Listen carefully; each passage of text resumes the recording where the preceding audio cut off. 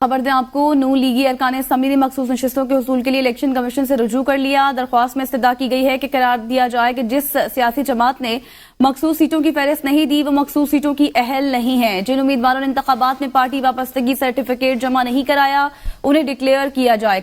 قرار دیا جائے کہ جن آزاد ارکان نے کسی سیاسی جماعت میں شمولیت اختیار کی وہ دوبارہ پارٹی تبدیل نہیں کر سکتے۔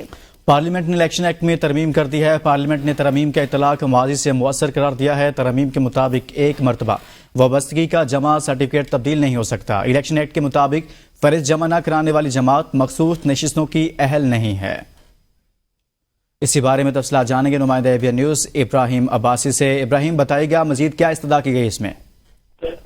جی بالکل، مخصوص نشستوں کے حوالے سے پاکستان مسلم لیگ نون کی جانب سے جو ہے وہ الیکشن کمیشن کے اندر جو ہے وہ رجوع کیا گیا ہے۔ اس الیکشن کمیشن کے اندر جو درخواست دائر کی گئی اس میں کہا گیا ہے کہ جو قرار دیا جائے کہ سیاسی جماعت نے مخصوص سیٹوں پر فہرست نہیں دی وہ مخصوص نشستیں حاصل کرنے کی جو ہے وہ اہل نہیں ہے۔ درخواست میں مزید یہ استدعا کی گئی ہے کہ جن امیدواروں نے انتخابات میں پارٹی وابستگی سرٹیفکیٹ جمع نہیں کروائے انہیں ڈکلیئر نہیں کیا جائے گا۔ اور ساتھ ساتھ یہ بھی لکھا گیا ہے درخواست کے اندر کہ پارلیمنٹ نے الیکشن ایکٹ میں ترمیم جو ہے وہ کر دی ہے۔ پارلیمنٹ نے ترمیم کا اطلاق ماضی سے مؤثر قرار دیا ہے اور ترمیم کے مطابق ایک مرتبہ وابستگی کا جمع سرٹیفکیٹ تبدیل نہیں کیا جا سکتا۔ اور ساتھ میں درخواست میں یہ بھی استدعا کی گئی ہے کہ الیکشن ایکٹ کے مطابق فہرست جمع نہ کرانے والی سیاسی جماعت کو مخصوص نشستوں کی جو ہے وہ اہل نہیں ہوگی۔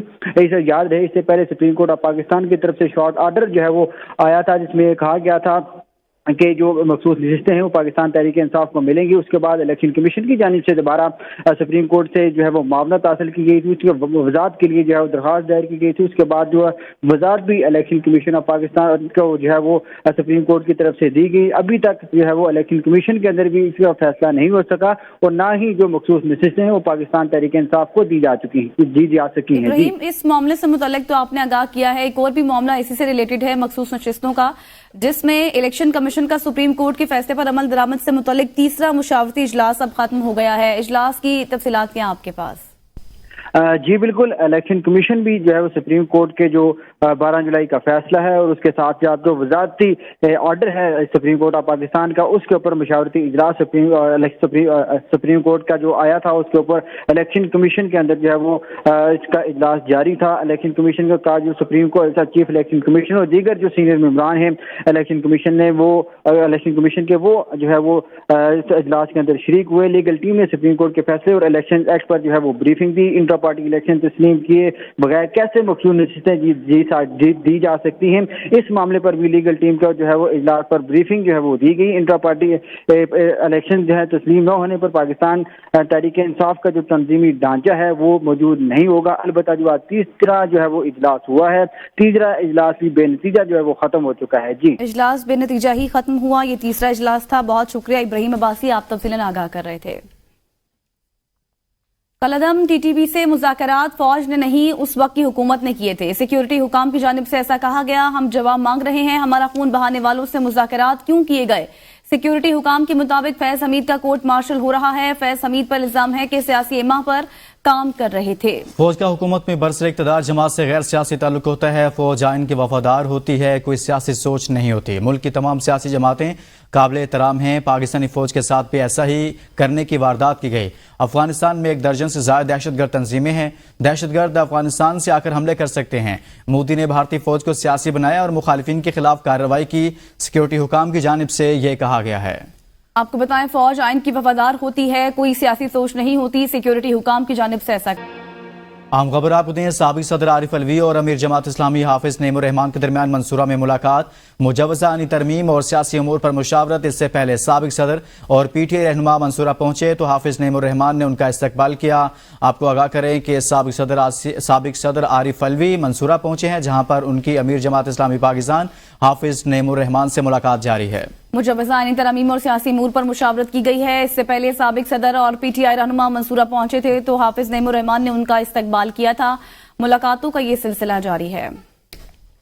अपोजिशन लीडर उमर अयूब की पार्लियामेंट में सहाफियों से गुफ्तगू करते हुए कहा कि मौलाना फजल रहमान ने वाज़ेह कहा है कि हमें ये मुसवदा नाकाबिले कबूल है। अगर ये बिल पास हो जाता तो मुल्क मार्शल लॉ लग जाता। आजम, नजीर तारड़ और बिलावल भुट्टो जरदारी को भी मुसवदे के बारे में कुछ पता नहीं है। खसूसी कमेटी में हुकूमती अहदेदारों और इनके इत्तेहादियों का मनफी किरदार रहा। ये तमाम लोग कठपुतलियों का किरदार अदा कर रहे हैं। हुकूमत काजी फैसला के लिए एक सुपर अदालत बना रही है। आईनी मामला सुप्रीम कोर्ट में आईनी बेंच बनाकर क्यों हल नहीं होते? लाहौर का जलसा हर सूरत होगा, बानी पीटीआई का पैगाम है। आजम तारड़ हो गए या बिलावल भुट्टो हो गए, उनको भी नहीं मालूम था, और बिलावल भुट्टो हो गए या आजम तारड़, इन दोनों का जो रोल था वो बहुत मनफी रोल था। ये तो जिस तरह कठपुतलियां होती हैं, ये कठपुतलियों का ही रोल अदा दोनों साहिबान कर रहे थे। और इसी तरह बाकी भी हुकूमत के जो लोग हैं, चाहे वो अहमद वली हो, चाहे उन्होंने उनका रोल सारों का उस मीटिंग में बड़ा नेगेटिव था, और वो चाहते थे कि अपने हाथ पैर खुद टोक के काट के किसी और के हवाले कर दें। और ये खुदा न खास्ता ये बिल या पास होता तो पाकिस्तान में एक किस्म का आप समझे कि फैशिस्ट स्टेट होती, और फैशिस्ट / मार्शल लॉ स्टेट होता, और यहाँ पे किसी किस्म की जमहूरियत ना होती। और उसके साथ आपने आर्टिकल 8 में तरामीम, आर्टिकल 199, 200 में तकरीबन 57 और आर्टिकल में आप तरामीम कर रहे थे, और जिसका ड्राफ्ट किसी के पास मौजूद नहीं था। यही सिस्टम ज़रीफ़ी है। ऑल पाकिस्तान बुकला नुमाइंदा इजलास का एलामिया जारी। एलामिया के मुताबिक सुप्रीम कोर्ट बार एसोसिएशन के ज़ेरे एहतमाम और पाकिस्तान नुमाइंदा बुकला मीटिंग इस्लामाबाद में मुनक्किद की गई। इजलास के बाद बुकला की जानिब से 11 निकात पर मुश्तमिल मुतफ़िका करारदाद मंजूर की गई है। कोई भी कानून साजी आईनी तरमीम आइन के बुनियादी ढांचा से मुतसादिम नहीं हो सकती हैं। बुकला की नुमाइंदा तंजीमों को एतमाद में लिए बगैर किसी भी किस्म की आईनी तरमीम का पैकेज बेसूद होगा। हुकूमत बुकला तंजीमों की मुशावरत और मुज़ाकरात के बाद ही तमाम आईनी तरमीम को हतमी हैसियत दे। इजलास फौरी तौर पर मुजावजा आनी मुसवदे को मुश्तहर करने का मुतालबा करता है। इजलास में मुतफ़िका तौर पर मुशावरत के लिए आईनी तरमीम कमेटी तश्कील दी है, जो अपनी तजावीज़ पेश करेगी। कमेटी 7 यौम के अंदर अपनी तहरीरी सिफारिशात हुकूमत वक्त को पेश करेगी, जिसके बाद हुकूमत फिलफौर मुज़ाकराती अमल को आगे बढ़ाएगी। मुशीर कानून और इंसाफ बैरिस्टर अकील मलिक ने कहा है कि आइन बनाना और तरमीम करना सिर्फ पार्लियामेंट का इख्तियार है। सुप्रीम कोर्ट आइन की तशरीह कर सकती है। तासुर यह दिया जा रहा है कि वकला तंजीमें इससे मुत्तफिक नहीं। वकला नुमाइंदों ने कहा कानून साजी का इख्तियार पार्लियामान के पास है। वज़ीर कानून ने आईनी तरमीम पर वकला से मुशावरत की। सुप्रीम कोर्ट बार और पाकिस्तान बार से मुशावरत जारी है। एक कमेटी तश्कील दी गई है जो हुकूमत और आइन साजी कमेटी को 7 दिन तजावीज़ पेश करेगी। लोगों को मुकदमात में फैसले का इंतजार करते करते 20 से 25 साल लग जाते हैं। हमें अदालती निज़ाम में मुस्बत इस्लाहात करनी चाहिए। अदालती निज़ाम में बेहतरी लाना वक्त की जरूरत है। तमाम सियासी जमातें इस बात पर मुत्तफिक हैं कि वज़ीर कानून के बयान को सियाको सबाक से हटकर पेश किया गया। जो कानून साजी या आइन साजी का इख्तियार है वो पार्लियामान का है।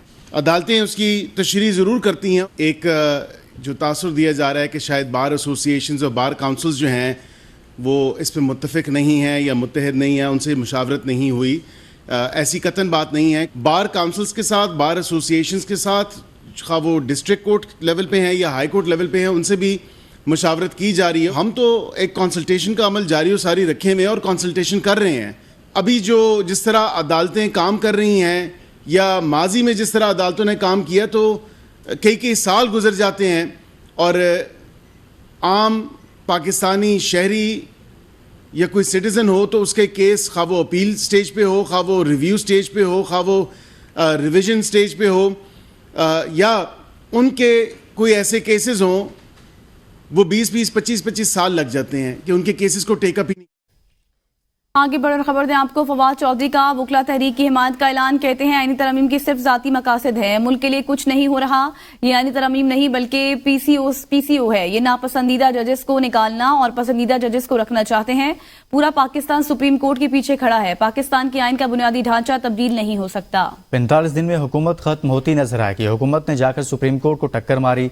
टक्कर के नतीजा में इनका अपना सर घूम गया। बिलावल विक्ट्री के निशान बना रहे थे। नाकामी पर कहते हैं हमारा आईनी तरमीम से कोई ताल्लुक नहीं।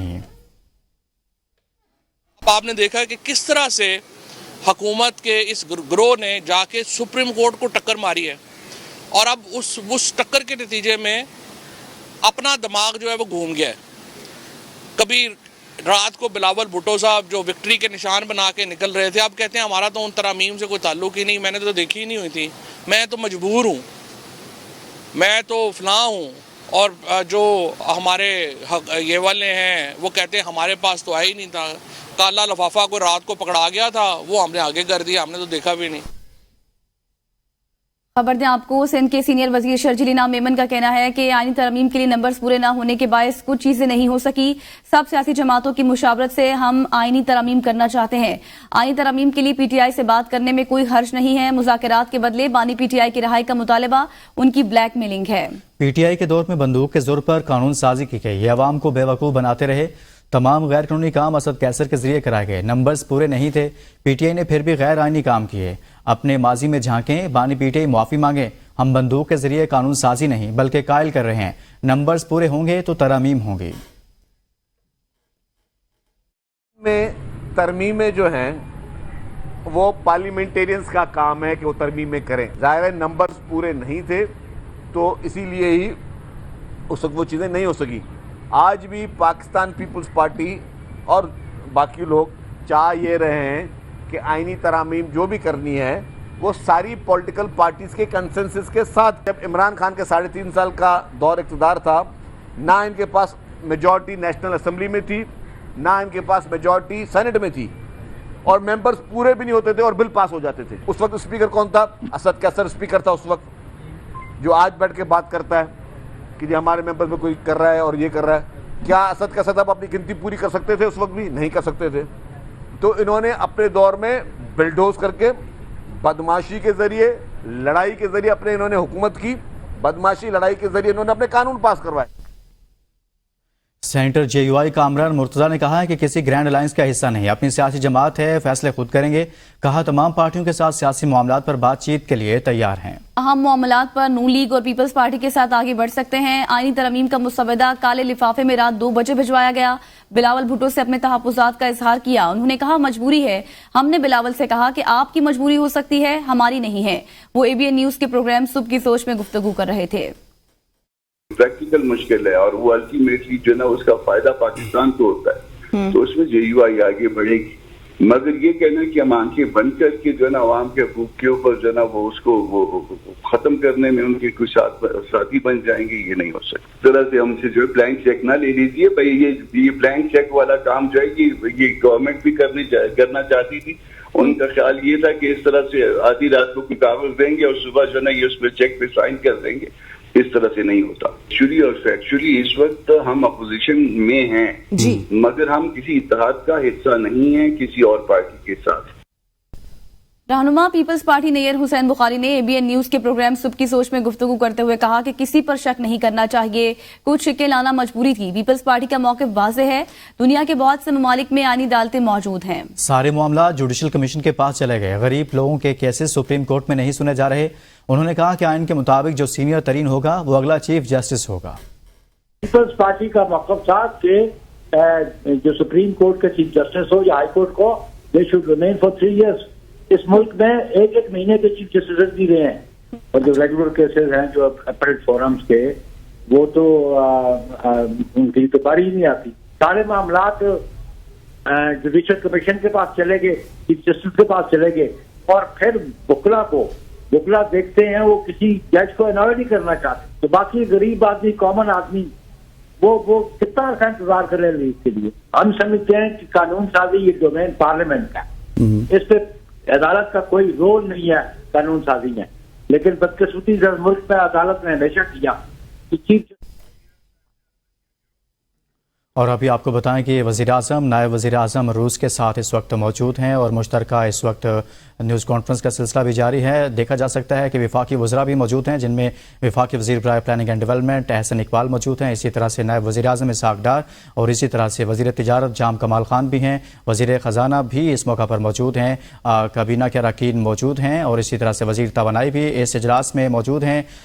روس کی طرف سے ایک وفد پاکستان میں موجود ہے جس میں مختلف امور پر بات چیت ہو رہی ہے، اور مختلف معاہدوں پر دونوں ممالک کے درمیان دستخط کی تقریب بھی ہوگی، اور اس کے ساتھ ساتھ دونوں ممالک کے تعلقات پر بات چیت ہوگی۔ اس وقت اجلاس جاری ہے۔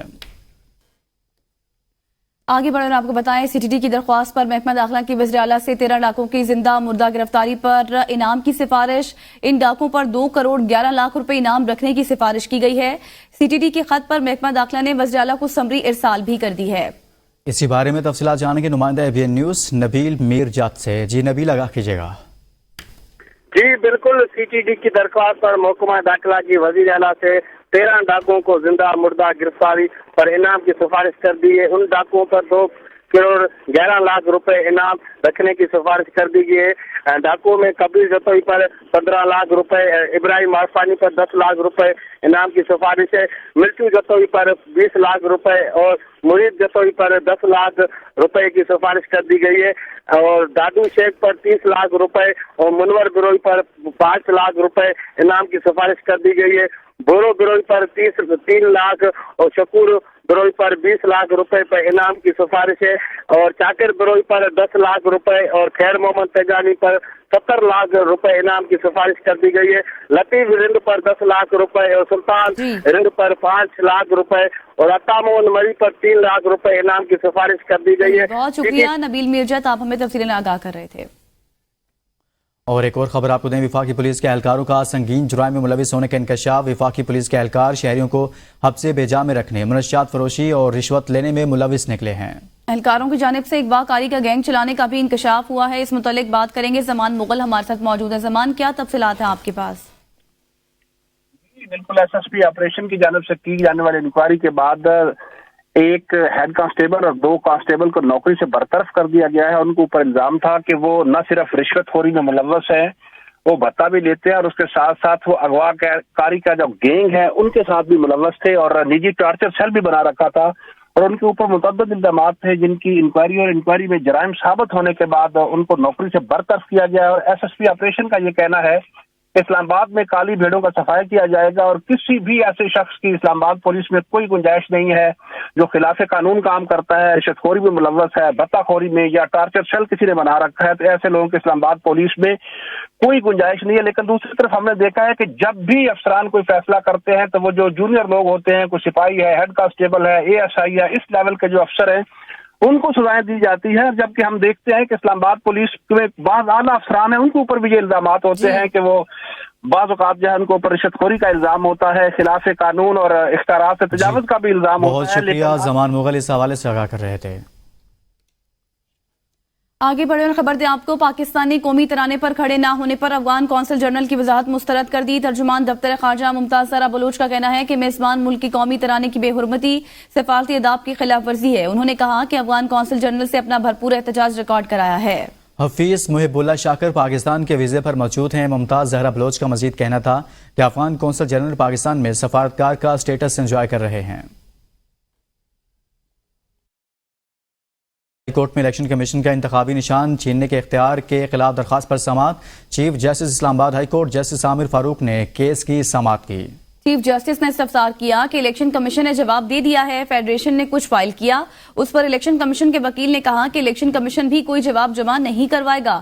یہ تو سپریم کورٹ کا ایشو ہے، سپریم کورٹ جانے اور الیکشن کمیشن جانے. ہم نے قانون میں تضاد کو دیکھنا ہے. الیکشن کمیشن سپریم کورٹ کا فیصلہ مانے یا نہ مانے یہ الیکشن کمیشن کی مرضی ہے. آپ 184 کے تحت اس عدالت میں نہیں آئے، آپ نے قانون میں موجود تضاد کو چیلنج کیا ہے. عدالت نے کیس کی سماعت 2 ہفتے تک کے لیے ملتوی کر دی. جسٹس طارق محمود جہانگیری کو بطور ٹریبونل جج برقرار. اسلام آباد ہائی کورٹ نے الیکشن کمیشن کا فیصلہ کالعدم قرار دے دیا. چیف جسٹس اسلام آباد ہائی کورٹ جسٹس عامر فاروق نے محفوظ شدہ فیصلہ سنا دیا. عدالت نے معاملہ دوبارہ الیکشن کمیشن کو بھیج دیا. عدالت نے الیکشن کمیشن کا ریٹائرڈ جج جسٹس شکور پراچا کی تعیناتی کا نوٹیفیکیشن کالعدم قرار دے دیا ہے. اس خبر سے متعلق آپ کو بتائیں اسلام آباد ہائی کورٹ نے معاملہ دوبارہ الیکشن کمیشن کو واپس بھیج دیا ہے. چیف جسٹس اسلام آباد ہائی کورٹ جسٹس عامر فاروق نے محفوظ فیصلہ سنا دیا ہے. جسٹس طارق محمود جہانگیری بطور ٹریبونل جج کو برقرار رکھا گیا ہے. 190 ملین پاؤنڈ ریفرنس کی اڈالہ جیل میں سماعت. بانی پی ٹی آئی کے وکیل ظہیر عباس نے آخری گواہ پر جرا مکمل کر لی. ریفرنس کے تفتیشی آفیسر میاں عمر ندیم پر 21ویں سماعت میں جرا مکمل کی گئی. بشرا بی بی کے وکیل عثمان ریاض گل کو کل آخری گواہ پر اپنی جرا دوبارہ کریں گے اور ریفرنس کی سماعت کل تک ملتوی کر دی گئی. سماعت کے دوران بانی پی ٹی آئی اور بشرا بی بی کو اڈیالہ جیل میں قائم عدالت میں پیش کیا گیا. ملزمان کی جانب سے چودھری ظہیر عباس اور عثمان ریاض گل ایڈوکیٹ عدالت پیش ہوئے. امجد پرویز اور سردار Muzaffar Abbasi legal team team के हमरा नैब की जानिब से अदालत में पेश हुए।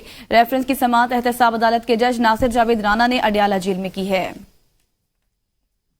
खबर दें आपको, स्पीकर कौमी असम्बली अयाज सादिक का इलेक्शन कमीशन को खत, जिसमें कहा गया है कि पार्लियामेंट की खुद मुख्तारी बरकरार रखते हुए मखसूस नशिस्तों का फैसला किया जाए। पार्लिमानी निजाम की सालमियत और आज़ादी को बरकरार रखना ही जरूरी है। तरमीम शुदा इलेक्शन एक्ट नाफिजुल अमल है। इलेक्शन कमीशन की कानूनी जिम्मेदारी है कि पार्लियामेंट की कानून साजी का एहतराम करे। इलेक्शन कमीशन जमहूरियत और पार्लिमानी बालादस्ती के असूलों को बरकरार रखे। इस खबर से मुतल्लिक आपको बताएं कि पार्लिमानी निज़ाम की सालमियत और आज़ादी को बरकरार रखना ज़रूरी है। स्पीकर का ये ख़त है। इसी बारे में तफसीलात जानेंगे इब्राहिम अब्बासी से। जी इब्राहिम, ख़त में मज़ीद क्या कहा गया? जी बिल्कुल, स्पीकर कौमी असम्बली सरदार अयाज सादिक का चीफ इलेक्शन कमीशन को जो है वो खत लिखा है, जिसमें मखसूस नशिस्तों के हवाले से जो सुप्रीम कोर्ट ऑफ पाकिस्तान का फैसला है उसके हवाले से जो है वो बताया गया है, जिसमें खत में ये लिखा गया है कि सेक्रेटरी कौमी असम्बली ने तरमीम शुदा इलेक्शन एक्ट के तहत मखसूस नशिस्तें अलाट करने का जो है वो मुतालबा कर दिया है। और इस खत में ये मजीद ये लिखा है कि तरमीमी इलेक्शन एक्ट के तहत किसी सियासी जमात में शामिल होने वाला आज़ाद रुकन अब पार्टी तब्दील नहीं कर सकता। तरमीम शुदा इलेक्शन एक्ट का इतलाक 2017 से जो है वो किया गया है। और स्पीकर असम्बली ने मजीद अपने खाते में ये लिखा कि तरमीम शुदा इलेक्शन एक्ट पर अमल दरामद इलेक्शन कमीशन की आईनी और कानूनी जिम्मेदारी, और साथ में ये भी कहा कि किसी भी इलेक्शन कमीशन जो है वो पाकिस्तान के अंदर आइन और कानून की पासदारी की जिम्मेदार है। इलेक्शन कमीशन की जिम्मेदारी है पाकिस्तान के अंदर पार्लियामेंट की सुप्रीमेसी का ख्याल रखा जाए और पाकिस्तान के अंदर जो इंतखाबात हैं उनका अमल में लाया जाए। और साथ साथ जो है वो मखसूस नशिस्तों के हवाले से भी उनकी तरफ से ये लिखा गया कि मखसूस नशिस्तें देना भी इलेक्शन कमीशन की जिम्मेदारी है। वो नए जो इलेक्शन एक्ट के अंदर तरमीम की गई है उसके तहत जो है वो मखसूस नशिस्तें जो है वो अलाट करे। जी बहुत शुक्रिया इब्राहिम अब्बासी।